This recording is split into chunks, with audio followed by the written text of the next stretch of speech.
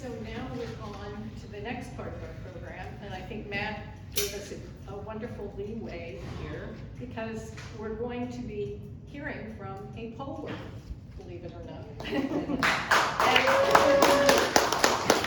And I have the honor to introduce that poll worker, and that's Winston Andrews.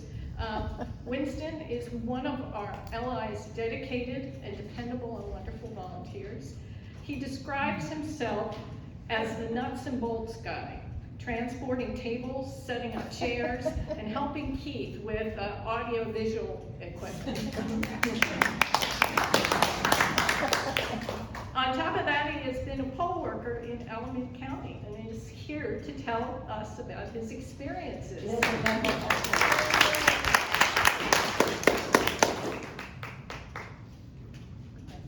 I'm generally more comfortable being up here with a harmonica in my face, but I'm going to try this. I got a roadie.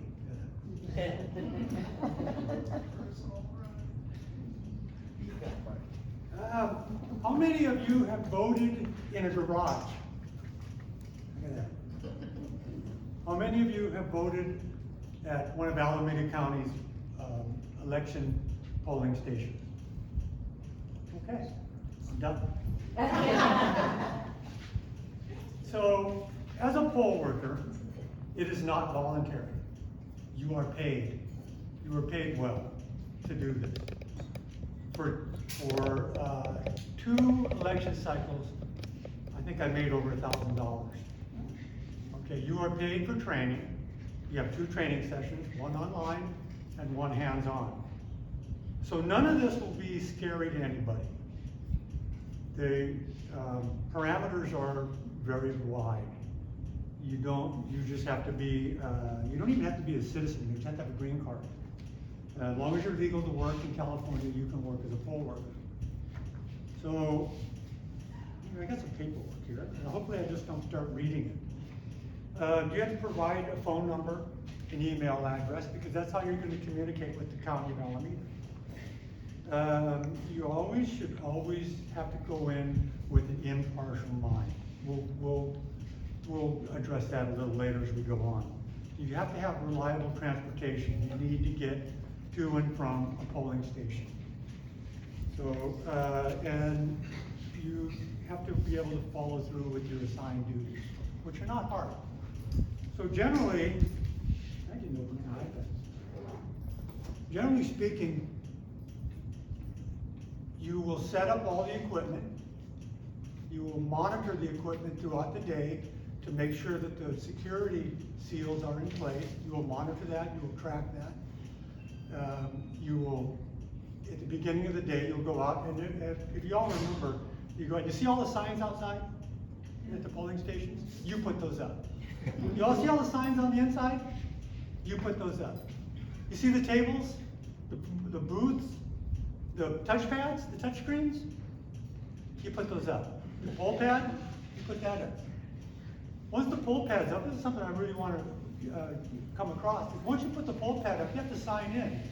When you sign in, you take the oath of office. So we take this seriously. Okay. So it's something that and once you're in and you do that, and you set everything up, and you have to make sure that the numbers are at 0. It's just housekeeping stuff to make sure that the voting goes on without a hitch, which is another part of the story. So as you do that, sometimes it's a 2-person rule. So you sign your name, then you check the seals, and your partner checks the seals, and it's signed. So it's 2-party, a lot of it. So doing that, I have to open my iPad and get this where I was going to think about, because I'm starting to go off the track. So you set up the trolleys. Anybody know what the trolleys are? Anybody seen the trolleys? The three trolleys that you said that you put your vote in? Has anybody ever been a first voter? Been a first voter? No? That's an exciting part of the job, being the first voter. When you come in as a first voter, you go in and you can't vote. Nope, you can't. you register, and before you can vote, and before you're given a ballot, you have to walk through and physically look inside all 3 of those trolleys to make sure that they are empty. Once you do that, then me, as a judge or a demonstration officer, will close the trolley and seal it. Then you go to the next station, which is the touchpads. Anybody use the touchpad? Okay, the touchpad is just a printer, is all a touchpad is. It does not go to the internet or the Ethernet, oh, my vote's out there somewhere. No, it's just a printer. There's another story to that too. Now hopefully I can circle that. So the first voter, I'm digressing, the first voter has to go through and look at the back of the touchpad to make sure that the seals are intact. Once that's done, that the trolleys have been checked, that the touchpad is checked, then he can go and get issued his ballot. Now that also includes the first person who walks in the door, which is usually a mail-in guy who wants to just drop his ballot into the trolley. He's the first one. He or she has to go through the trolleys and that rigmarole of verifying that everything is up and up. Everybody understand that? That's part of your duties. So another part of your duties are making sure that the voter is comfortable. Not accommodate's too sterile. If a voter is comfortable in their voting process, they will probably believe in the voting process. If you're uncomfortable, you're gonna think something's hinky. You're gonna think something's odd. You're gonna go in there and you're gonna have this gut feeling. So you wanna make sure as a poll worker that person's needs are met. Does he need assistance, hearing assistance, visual assistance, bilingual assistance? That's all provided. We will have that. Nobody is turned away from voting. If you want to vote same day, register same day, you're allowed.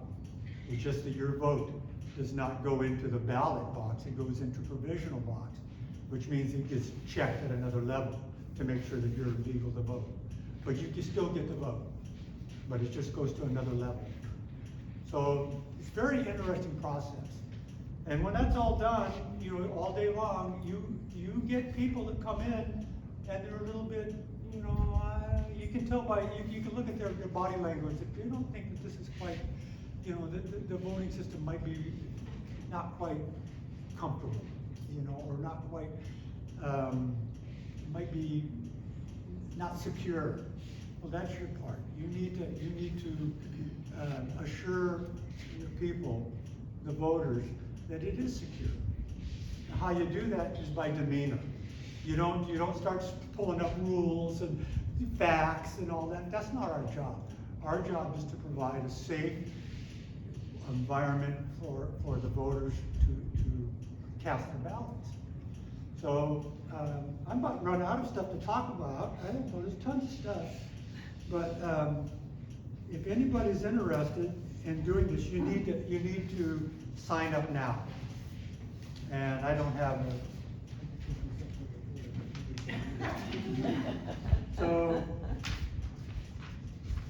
there's several ways. On the table, you're gonna just set it down on the table. I'll set it on the table, anybody can take a picture of it. But you go to alamedacounty.gov, and then you want to search in their search bar, become an election worker. It's not really easy to find. Their website is kind of hinky and buggy, but if you put this into the search bar, in a couple clicks, you'll find it, and you'll have an application, and you can apply right online. If you want to do it, I suggest do it now, today, tomorrow, whenever it's online, because it takes a little bit to get contacted. So I'm going to open it up to questions because I could sit here and ramble all day long. My wife? Okay, I know the answer to this, but some people might not. I'm playing. Okay, I made a mistake on one page of my 4-page ballot.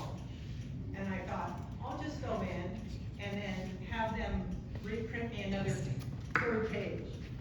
And they said, no, you have to do the whole ballot over, because each ballot is numbered, has got a little secret little number on them, doesn't have your name and address and birth date and you know, blood type or anything like that. But you get a whole new ballot, and it's real easy. I was surprised how easy it was, because I thought, this is terrible. And I think he was working at that polling station, So, and I didn't go to you. I went to somebody else. The beauty of a touchscreen is you can edit, make a mistake, edit, until you push print. If you take a printed ballot, which is ballot on demand, which is how they do it now, you get 3 shots. You mess up the first one, you got 2 left. After 2 and 3, you can't cast a ballot. You can cast what the last one and put it in. But that's kind of how it works, and that's the beauty of the system. It is on paper. Alameda, now, let me go back again. I can only speak with Alameda County. All counties run a little bit different. So I can only speak with Alameda County, my experiences. So. I have 2 questions. How many hours of training is required? And then secondly, what do you actually do to make someone feel comfortable in the voting process? Let's say someone comes in and they're concerned about security and election fraud. What do you? What I do is I smile a lot and let them take their course. You're not gonna change anybody's mind. If they think it's rigged or it's false, I don't have the wherewithal to change your mind. But I can provide you with tools for you to cast a legal ballot. And that's basically all you can do. You can't really change somebody's mind. If they're coming in, you know, they're coming in to vote anyways, they're already there. They're going to vote. So you just kind of like guide them through the process. You know, they get checked in, they get their ballot, whatever's touchscreen or paper ballot, and you allow them to vote. You just be accommodating, you be a nice person. Remember what your mother said, be nice. And don't be confrontational. You're not gonna change anybody's mind, but you can make their experience, and I like the word comfortable. I don't like accommodating. It's too stark. You know, it's just like here. You treat people like the person sitting next to you. You know, you may not like what they're thinking or the direction they're going in. It's really none of your business. Your business is to be there to help them vote. And the second part? Hours of training. The training is, I think hands-on is like between 1 and 2 hours, depending on the caseload and questions asked on training. Sib knows, she's been through it. Sometimes it can go really, really fast, but if you have somebody that's having trouble learning the process, learning the machines. On hands-on training, you, with the touch screens, we'll start with the touch screens, you set them up and you learn how to go through the tactile device, which is for people that are hearing disabilities, you know, maybe they're blind and that they'll use the tactile device. So you test that every day when you set it up. And then with the poll pad, you learn how to enter somebody's name into the poll pad and how that process works. So and you learn how to run you're gonna run everything. So when you do this, you're gonna run the poll pad, you're gonna run the touch screen, you're gonna be a poll pad operator. You're gonna do all that because people take breaks. There's 2 judges and between 5 and 6 judges that are on duty. So you take breaks, everybody takes a break. You breaks every 2 hours, you get an hour for lunch. So that's why they need to have a large amount of staff. 2 captains? 2 captains, well, you have 1 captain and assistant captain, I think, correct. 5 or 6 judges. So, So that's about, you know, I mean, it's something that you'll find is very, very, very, very satisfying. Don't most people just vote from home now? Pardon me? Don't most people just vote from home? They do, but you'd be surprised. On election day, Yeah. you'll get people in all day long. For the first 3 days, it's dead. You end up reading them. Bring a book, bring your phone, your iPad, whatever you want to scroll through. But you have to be there. That's the service that we provide. 24, you know, for the hours that you're there, and it's long hours. What, ever since we all started getting our ballots, do you know, is there a breakdown, like how many? No, we as poll workers, we'll make side bets. How many are we gonna get today? How many paper ballots? How many touch screens? You know, we do silly side bets. We bet candy or something, who knows? But anyways, you gotta find something to fill the time, but you are there to provide a service. And at the end of the day, you get to pick all that stuff up. You get to lock that stuff away. You get to seal it. So it's a gift. And when it's done, can you tell us the process of how those boxes are handled and taken? The ballot trolleys are picked up at the end of the day. The ballots, I believe, let me run this through. Sid, remember the ballots, when the ballots come in, the ballot trolley, we open that, we take the ballots out, 2 people. Take the ballots out, put them in a sealed box, and are ready to be picked up at the end of the day. The other 2 trolleys are picked up and swapped out at the end of every day. Sometimes more than once a day. It's a busy time. So there's a lot of gears working in this, but you're going to be a cog in it, and it's something you can be proud of.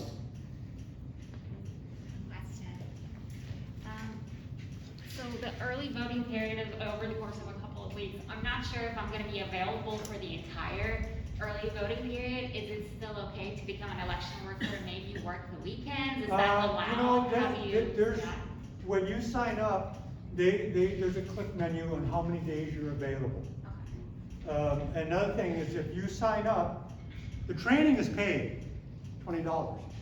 If you sign up and you can't make it for the rest of the election process, you get sick, you have to go home, you lose your $20, you lose your $40, but you get paid prorated for the rest of it. So it's satisfying. I highly recommend if you can do it. You can So do it. it's There's possible 11-day to- voting and 4-day voting. 11 days is grueling. That's a tough one. Okay. Most people, how do most election workers, do they come in for the entire 11 days or? We do. We come to find out that your election workers are pretty darn dedicated. Once we're in and we're sworn in, we're do or die gonna get the job done. Just have to go to work, so. Yeah, we're gonna make sure that the process runs. Awesome. Your last question. Here, she'll ask. Do poll workers get to vote in person? You do, but not until the first person rule. I don't get to vote. I don't even get to put my little envelope in there. I have to wait for the first person. If that first person doesn't come in until 3 o'clock, I don't get to vote till 3:10. Okay, so it's a process. Terry. Winston. I think it bears noting that something Kathy and I have done for 2 cycles now, since Trump got his hooks in the postal service, we use the drop box down in front of City Hall to drop our absentee ballots off. And you can also go into your polling place, drop them off too. So I just wanted to mention that. And the other thing is that I wanted to thank you because people like you are the Clark Kent. No, this is open to everybody. Believe me.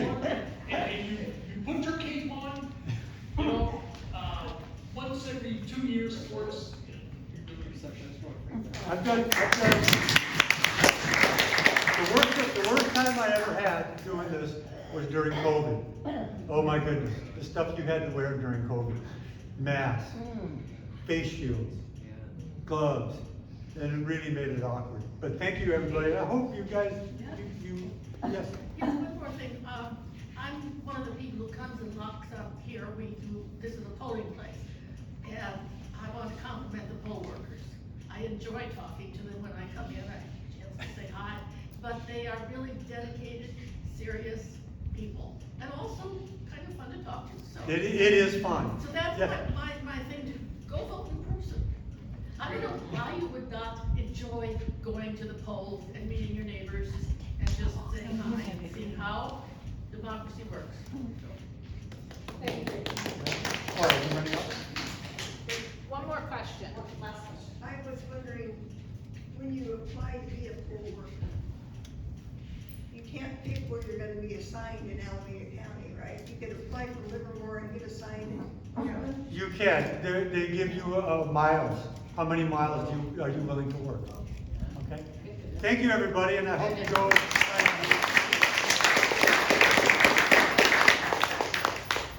Thank you. Thank you. What was that?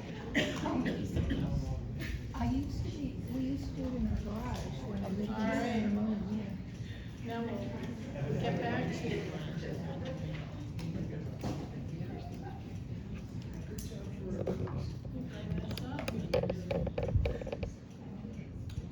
I'm a technical person and moderator at the same time, and I can only do one thing at once.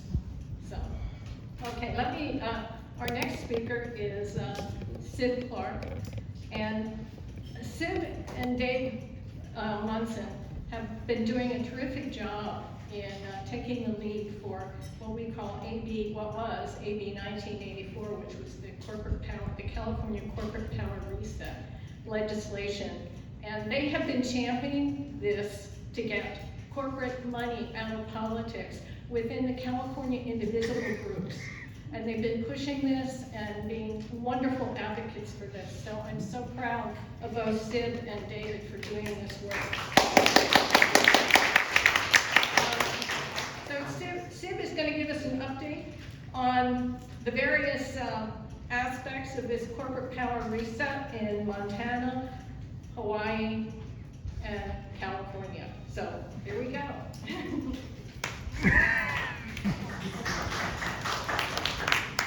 Hello, can you all hear me? Yeah. Okay, all right, I'm gonna try.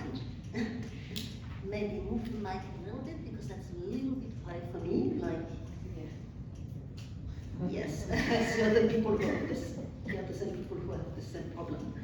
Okay, so for those of us who were here in January, who attended the meeting, the January meeting, or saw it online, you remember Tom Moore presenting to us his corporate power reset strategy, which is a legal strategy to neutralize the effects of Citizens United, corporate and dark money in our elections. And a couple of months ago, in May, I gave you an update, and it's now a couple of months later, so I'm giving you another update. First, I'm going to remind you briefly what is this strategy. So it is based on corporate law. It's based on the idea that since Citizens United gave corporations the right to spend money in politics, that nevertheless becomes irrelevant if corporations do not have the power to do so. And what powers corporations have is decided by the states. They don't naturally have powers like persons. It is the states that grant them which powers they have for their charters. So that if a state stops granting corporations the power to spend money in politics, they can no longer do so. That's the legal strategy that is called the corporate power reset by its architect, Tom Moore, and that has also become known as the Montana Plan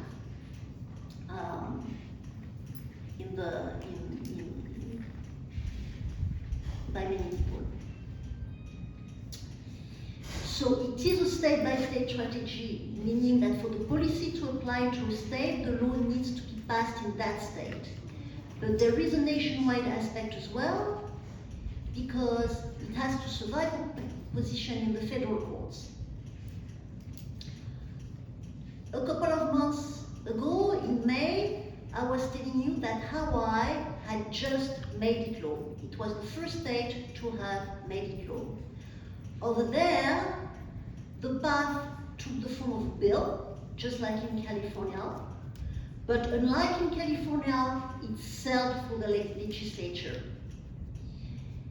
And so it was signed into law in May, and this law is now known as Act 11.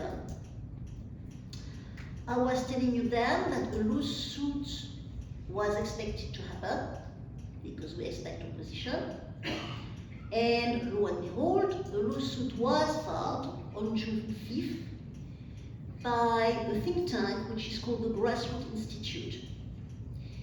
They want the court to rule that Act 11 is unconstitutional and order it blocked. And its argument has to do with free speech. It argues that Act 11 violates the First Amendment, free speech in particular, which is not surprising at all, given that one of the bases for the ruling of Citizens United, the big one, is the notion that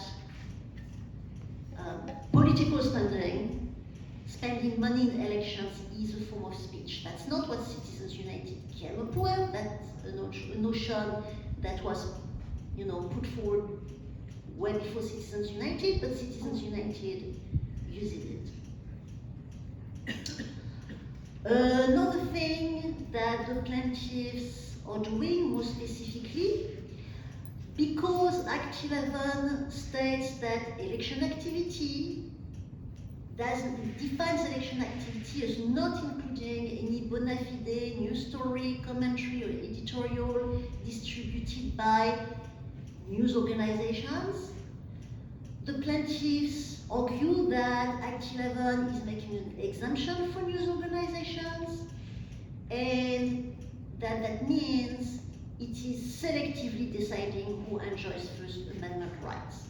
So basically, the corporate power reset side is going to have to convince the court that this is indeed not the case. And again, from the corporate power reset strategy, that's not what the state is doing. The state is not limiting anybody's rights. It is merely exercising its own right to decide what powers those corporations have. Also, they have asked the court to freeze Act 11 while the case is taking place.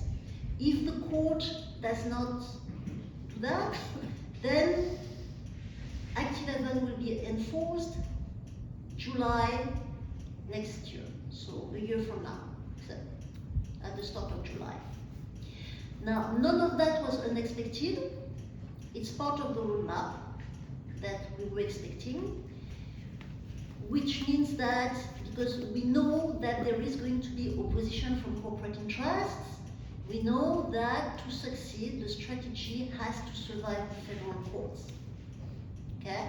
So basically, last time I spoke to you in May,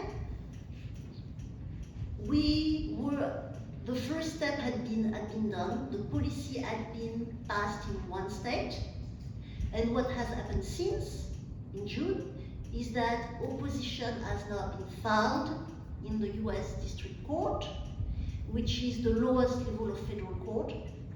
So we are basically in the process of it making its way to the Supreme Court. And we don't know, we expect that to happen. We don't know how long it is going to happen. Our best guesstimate at the moment, but it's only really a guesstimate, would be 2028. maybe, okay? So, that is the situation for Hawaii. Things are proceeding in Hawaii. Montana. So Montana, I also told you about it because it is the first state to try to implement the corporate power reset. Hawaii got there first because it went really fast for them, but Montana was actually the first to try, and over there it has taken the form of a ballot initiative rather than a bill. Now, a ballot initiative bypasses the legislature and is voted on by citizens directly, but it still takes a lot of steps for that to happen. First, it has to be submitted to the initiative, the text has to be submitted to the Secretary of State, undergo a legal review by the Attorney General, then gather a pre-decided number of signatures by a certain deadline, and if they get that, then the initiative is certified to be on the ballot at the next general elections, and people get to vote on it. So back in May, steps 1 and 2 had already been completed, and Montana was in the middle of step 3, signature gathering. They needed over 30,000 signatures, like 30,000, almost 200, by June 19th, and that was going to be tight. They weren't sure they were going to make it. They were cautiously optimistic, but it was going to be difficult. So they had a call to action, if you recall. They were asking us to send postcards to their volunteers who were gathering the signatures in order to thank them for what they were doing for the whole country, and telling them that we were all behind them and encouraging them to keep going for the month they still had to go. And victory was achieved. Good news, yeah. The Transparent Election Initiative, TEI, which is the organization that drafted and submitted the ballot and was organizing the volunteers, has submitted nearly 50,000 signatures for this initiative. And already a month ago, over 39,000 of those had been verified, which is again already well above the threshold required. Now there is a wrinkle, because it is not all simply the total number of signatures for the entire state that matters. There is also a rule, a requirement for a certain amount of signatures per House district. But TEI is confident that they have met this requirement as well.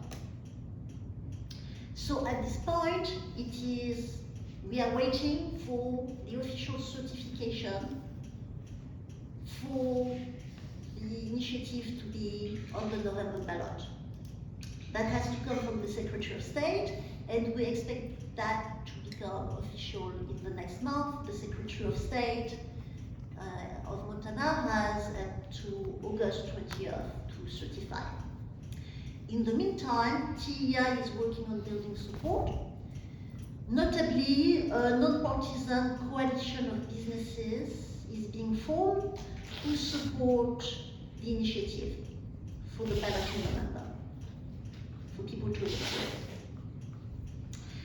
If it passes in November, that will make Montana the second state to have passed the corporate power reset measure, and the first to have done so by popular vote. So that's where Montana is. Good news from Montana, yeah!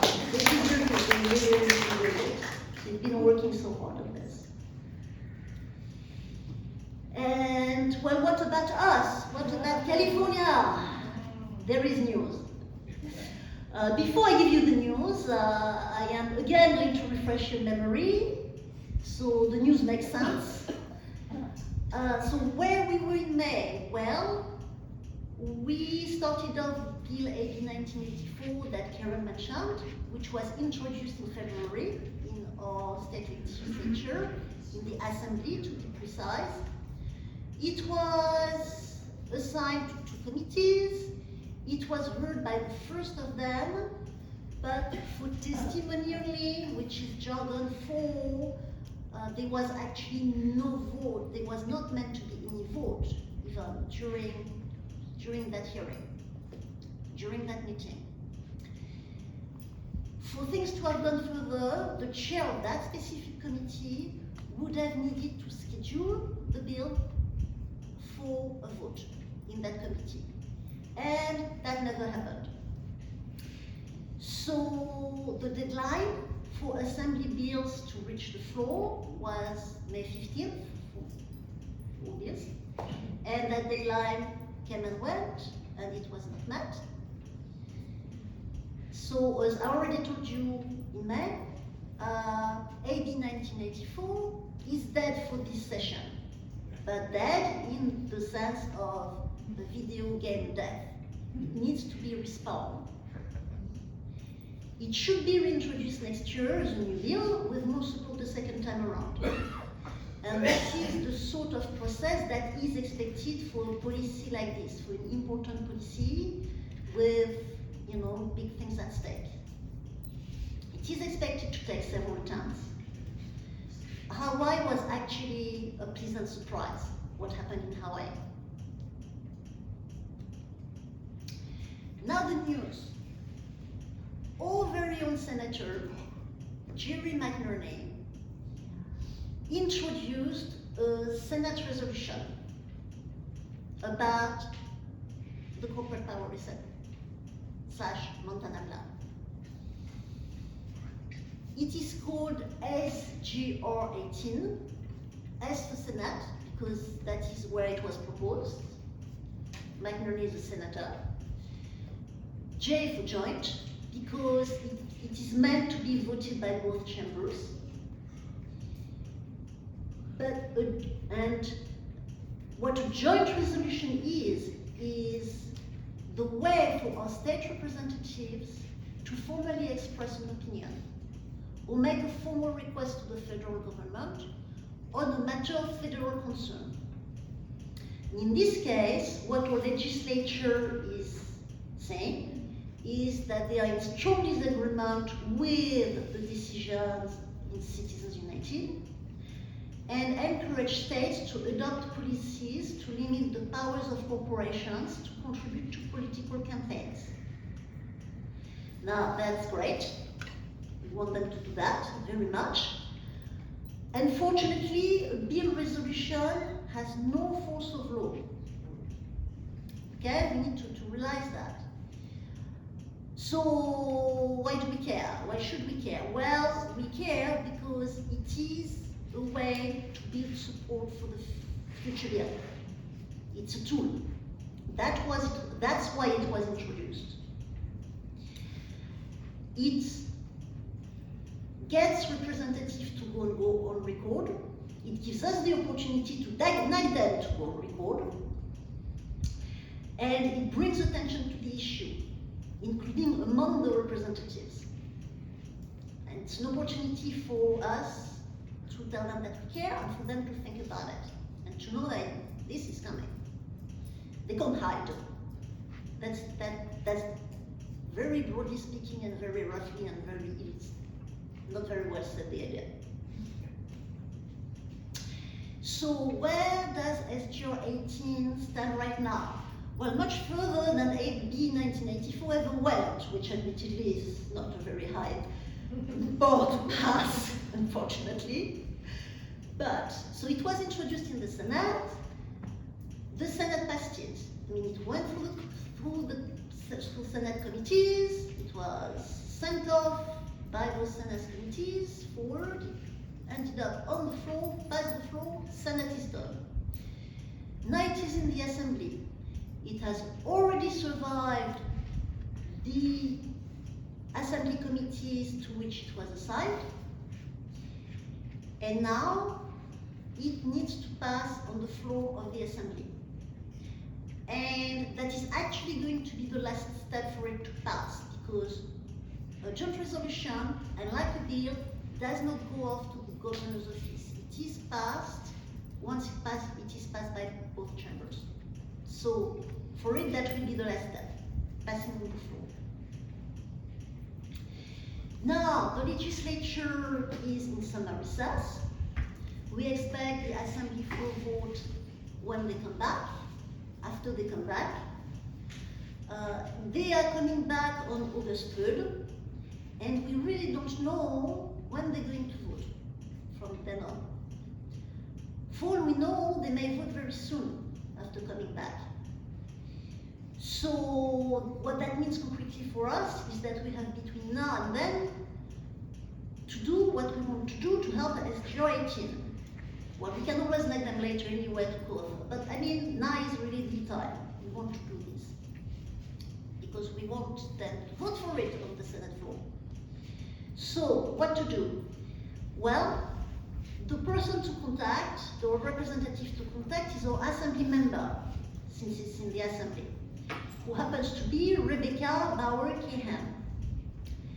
And we want to ask her two things: to vote for it, obviously, but more than that, to become an official sponsor, which is called a co-author. And we can do that by, if you prefer phoning, phone, I should probably have the phone number. If you want it, let me know and I'll get it to you. Otherwise, another way to contact our representatives is via their contact form. And I have put on the slide the QR code for the link to her contact form on her website.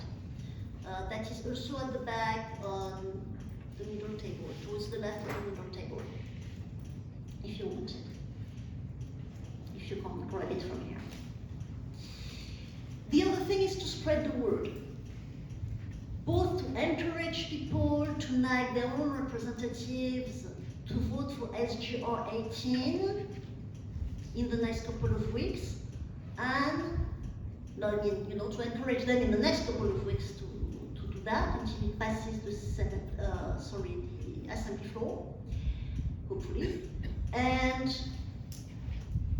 But also beyond that, to tell people about the corporate power reset and Montana plan in California, what is happening in California, because the more people know about what is going on, that this is happening, and that they can help, before next year's bill rolls around, the better. And we now have a website online, which has a QR code on the slide for you to hopefully easily access it. And again, the QR code is, for the website as well, is at the back. Now, in particular, there is a what to do section on the website, which is written for California in general, since the website is meant for California in general, not just Livermore, of course. And that tells people how to find who their representatives are, notably the assembly member, and how to contact them. And it also has example scripts, notably for SGR 18, that they can use as inspiration. And I encourage you to join our mailing list if you have not done so yet. You can do that either by giving us your email in the form at the back, or going to the website and pressing the nice join us button that we have there, nice and visible over there. Also, let us know, so basically let me know at the end of the meeting if you want to be more involved, because we plan on trying to make as much noise about this as possible, and we need more volunteers to do that. And I will end by trying to get you onto the website, which I've not tried on this computer, so I don't know if it's gonna work. Yeah, there it is. Right, so you have the what to do button over here, and also, so the rest is informational. Much of what I've told you is already there, but there's more. There's, if you want to take deep dives into different issues, you can do that there. And you've got contact us form over here. If you want to let us know that you want to help and volunteer, you can do it from there as well by sending us a message from the contact us. Otherwise, to sign up for the newsletter, simply the journals button will do it.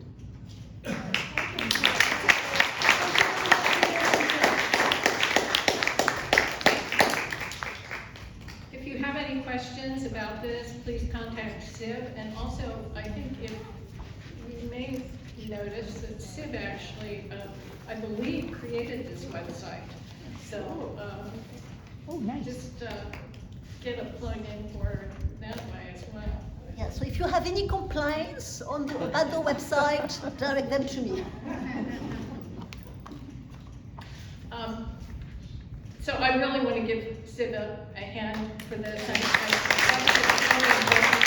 And hopefully, we had to take action a few weeks ago to call Rebecca Bauer-Cahan, and we should probably recycle that for next week as well, just to remind people to do that again. All right, now for a few brief announcements, and then we'll end it with a yes, and yet another red flag alert that we need to deal with. But I know that everyone here has been saddened and angry about the 2 deaths of these gentlemen, Lorenzo, and I think he pronounces his name, or pronounced his name as what? Johann. And first of all, I believe ICE to be a lawless organization, and we certainly don't want it in our community and in our country. And unfortunately, Helen has mentioned that ICE was in Livermore yesterday, and if you haven't taken rapid response training, she has some information on how to sign up for that. So I think that's an important step that we can all take to know how to do this and to record it and to witness this. Tri-Valley Indivisible is organizing a vigil to honor these men and all of the ICE victims that have occurred and probably will occur. This isn't going to stop. Tuesday, July 21st, from 5:45 to 7 p.m. at Civic Park in Pleasanton. So please go there and stand up for justice. These people are just, I think ICE is terrible. I heard today from the New York Times that the FBI is no longer going to be investigating confrontations with ICE. So that's where we are in this country at this point. Now, something more positive. I know that we've all been stressed by the news and things that have been going on. So I think Livermore Indivisible Steering Committee felt it was important to have a time to relax and enjoy each other, maybe not even talk about politics for a time. And we're going to have a summer social on Friday, August 7th from 5:30 to 7:30 at Rodrigue Molinet, I think that's how you say it, Winery. No? Molyneux, thank you. And it really, most of you have probably been there, but it really is lovely. It's shaded, very peaceful, wonderful wine. To attend, we ask you to contribute $10 in cash. If you're going to sign up in the back, please sign up. And we will take $10 to reserve your spot. Or you can sign up on our donation page. And if you do that on our donation page, it will be through a credit card, and we ask you to pay $10.26. Now you might ask, why are we asking for the 26 cents? That's so that we can go into our donations and see who is actually coming by searching on that amount, so that's why we're asking for that. So for each person, if you're going to do it on the web, please register each person separately. So if you're bringing 2 people, register $10.26. What's included for the $10 is, of course, beautiful scenery, a beautiful winery that's only going to be open to us. And it includes, of course, good company, finger foods, and non-alcoholic drinks. And wine is not included, but you can buy it from the winery for $9 a glass, which is a bargain. So I hope you all come. August 16th, we have a general meeting, and that's on ways to engage in our democracy. And we're having Alice Sue from the Stanford Deliberative Democracy Lab to learn about the different approaches to the democratic process. And in particular, they get groups of people together that may have different opinions, and they give them additional information. They give them more information because they come from this premise that people don't have enough information to make decisions. So it should be interesting to hear. And it would also, maybe this information might be useful if you're interested in helping canvass. So we're also going to have someone from Swing Left Tri-Valley come and tell us about what we can do, either canvassing, phone banking, or monetary donations to help maybe flip California 22 and get rid of Valadeo in the Central Valley, as well as hold on to Congressman Gray's seat in, I believe that's California 13. So we'll be hearing from them. We'll also be collecting for food items for Tri-Valley Haven. We're going to be doing that constant at every meeting, so please remember to bring in food items. When I picked up the crates, they really do need food. Unfortunately, there's a lot of hunger in this valley, so please help our neighbors. Now, for a really interesting event, there's going to be a fundraiser for Governor Roy Cooper, who's running for Senate, and it's going to be in Livermore, yes, amazing. And there's going to be a VIP list. We have Senator Adam Schiff, and Leon Panetta is actually, I believe, going to be there. So if you would like to be there, or like to go to this, this is the link to register to go there. And in order to attend, a $500 donation is the minimum. And you will not, if you register, you will not find out. The location is being kept secret until 24 hours prior to the event. So that should be interesting. Other ways that you can get involved, we're writing postcards for Reclaim Our Vote, and sign up at the back table. Helen, of course, is our postcard maven, and has been doing that for a long time, so thank you, Helen, for that. If you're interested, we're looking forward to a big rally, perhaps in October timeframe, and we could always use more people on our safety team. And so if you're interested in joining our wonderful safety team, here's the registration link. If you're interested in joining our pop-up demonstrations, we have 3 different types.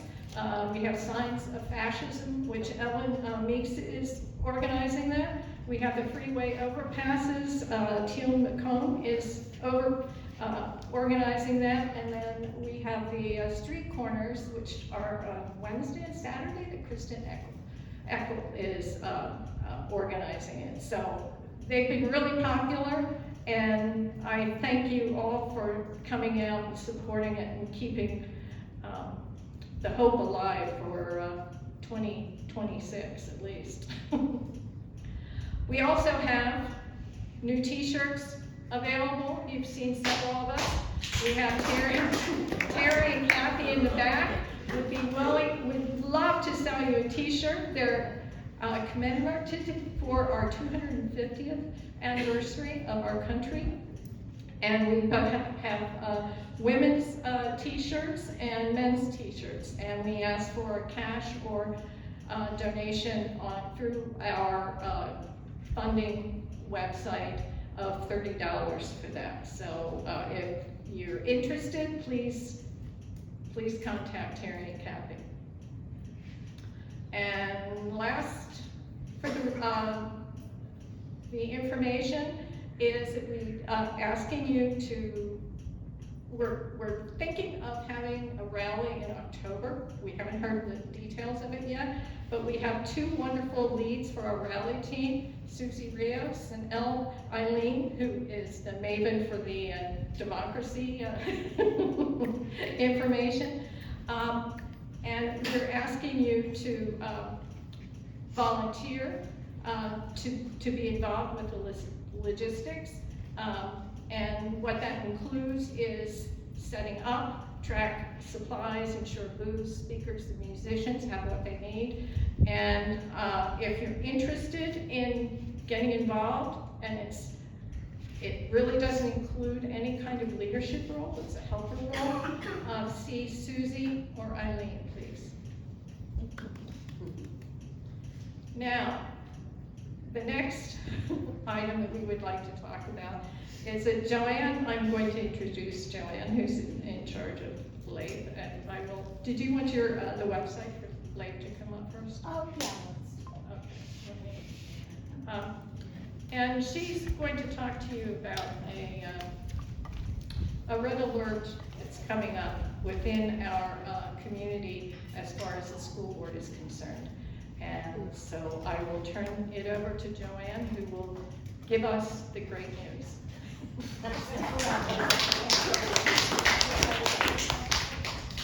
Hi. I'll try to be quick because I know it's getting late.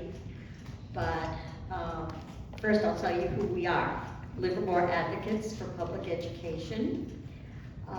We used to be the Education Committee of Livermore Indivisible, but now we are a separate indivisible organization that's focused entirely on education issues. And our mission is to educate, advocate, and protect.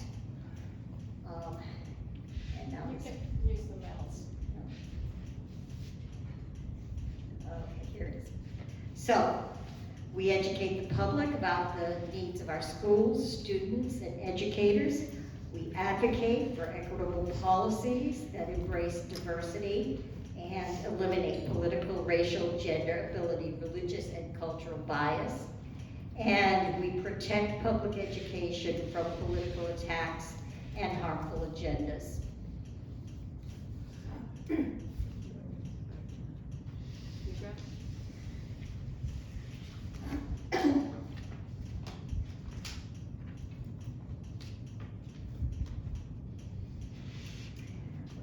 I don't know how many of you have ever attended a school board meeting or watched it on the internet, but we have a generous number of religious extremists who regularly attend our board meetings. They say prayers at the beginning of the meetings that usually include rhetoric against LGBTQ plus kids. We have one of their ilk who is actually presently a member of the school board. Her name is Dina Kaplanis. And in May, we passed a resolution recognizing June as Pride Month. A very innocuous resolution, didn't require any action on the part of anybody. But it was opposed by her friends, members of the Celebration Church. Maybe you've heard of them. But her comments are worth listening to. You will hear an interruption. One of the audience members was so frustrated, they yelled out at her. But she did complete her remarks, so.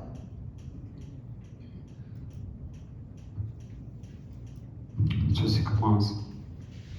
Before we move to a vote, I just want to make something crystal clear publicly. However, people would perceive this, but I do want to say that I don't see any child different. I value all children equally. I love them all equally, or else I wouldn't be in the position I am right now. This resolution, though, promotes an ideology that has already been weaponized against children in our own district. At Granada High School, a student was suspended simply because he referred to a biologically female classmate as someone who used to be a girl. He simply refused to fully endorse the preferred narrative. For that, he was suspended and later denied a transfer to another district. This is part of a larger pattern. We are seeing puberty blockers, cross-sex hormones, and surgeries on minors.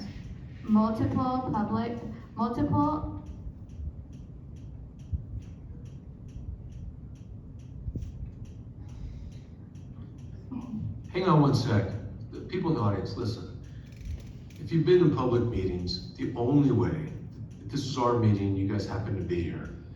So give the respect to one of the board members. We listen to everyone. I understand. It's not about pointing fingers. We can point fingers all day. And I can see these kind of meetings, next thing you know, people get angry and just nothing good comes from it. President Drew gave his accolades and I would support it. We do a really good job in this community of listening to diverse opinions. Let's continue it. That's the beauty of this community. That we're able to, these are polar opposite issues. No one is going to convince anyone that they're wrong. Let's just listen and let us vote the way we're gonna vote. We've heard your opinions. Let's just be respectful. That's the beauty of this place. I would think everyone in this room would agree on that. Can I see a show of hands? We're all respectful. That's all I'm asking. Thank you. Multiple European countries have banned these procedures. At the same time, biological males are taking spots from girls in sports and private spaces. I will not vote to advance an agenda that pushes children from telling the truth. And I also want to thank everybody that came to speak tonight on both sides.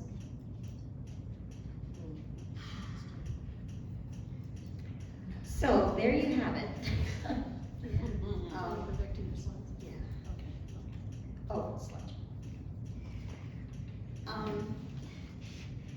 Actually, the other school board member was frustrated at the interruption from the audience because he wanted Kaplanis to reveal herself. She was really doing a great job of it, really exposing her true opinions about things. So he didn't like the interruption, but be that as it may. Livermore has a 5-person board, and the elections are staggered terms. It's a 4-year term, and every 2 years there's an election. Right now, this time, there are 3 positions that are up for election. That means that we could have a majority of people like Kaplanis on our board in one election cycle. And there was an informational session given by the board, and we recognized at least 3 of the members of this white nationalist church who attended the information session. There may have been as many as 6, we're not sure, but we recognized at least 3 of them. So, at the same time, the district is transitioning from an at-large voting system to a by trustee area voting system. So there are 3 areas, trustee areas right now that are up for election. Those are areas 2, 3, and 5. You can see the 2 is the blue one in the middle, 3 is the northern portion, and 5 is the southeastern portion.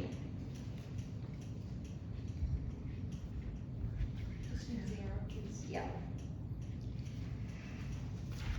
So the way it is shaking out right now, in Area 2, the incumbent who lives in Area 2, these are all at-large candidates right now, but when it becomes Area 2, Stephen Druin would be the incumbent, and he's not running for re-election. It's a big loss for us. We have Tara Boyce, who is running, and we will likely be backing her. She ran previously, unsuccessfully, but we support her politics.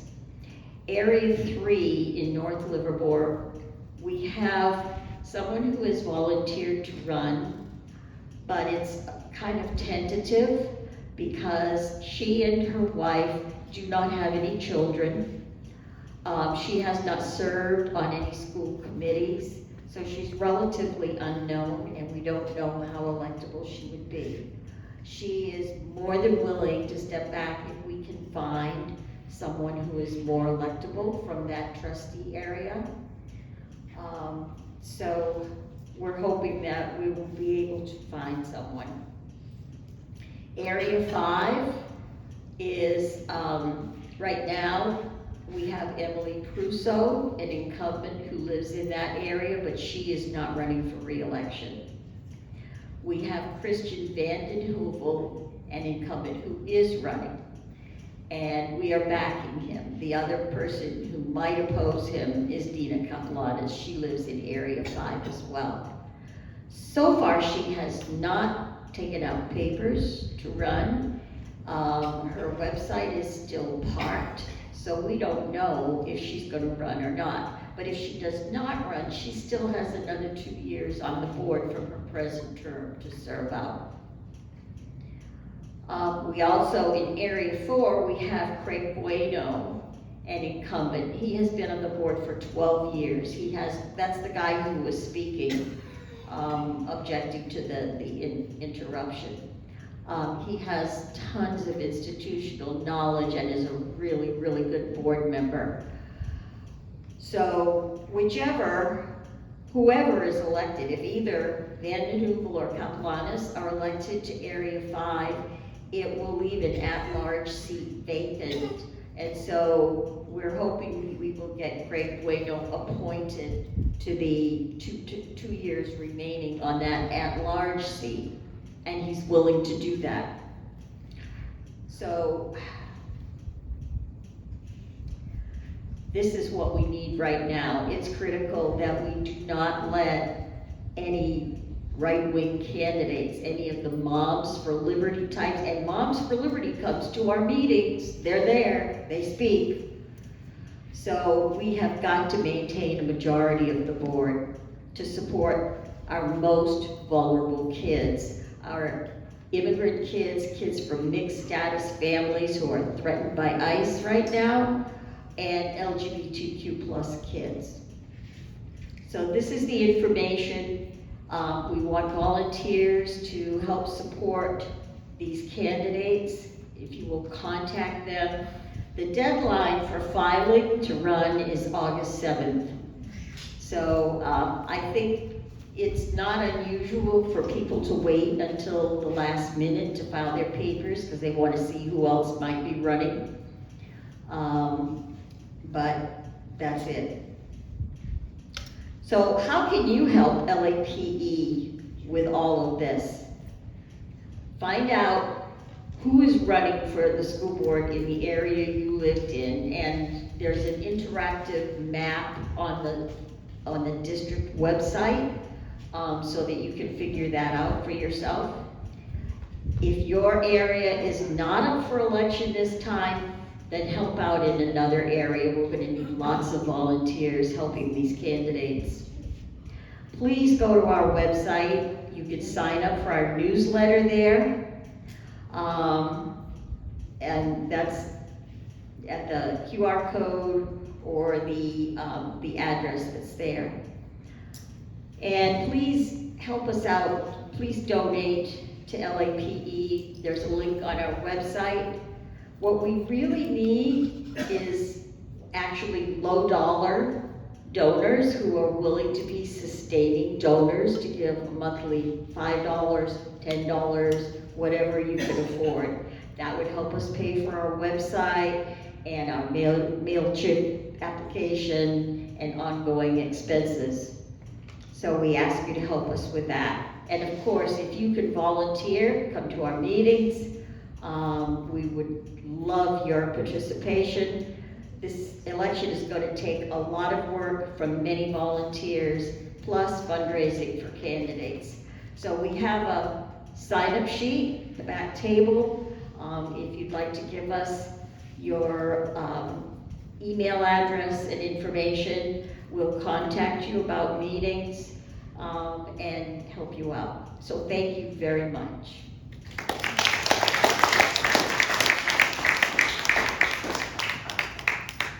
Thank you, Joanne, and that concludes the end of our meeting. So thank you all for coming. Make sure that if you're interested in helping out with LAPE, that you contact Joanne and to talk to her. She'll be here for a while. Sid is going to be here, and thank you for attending.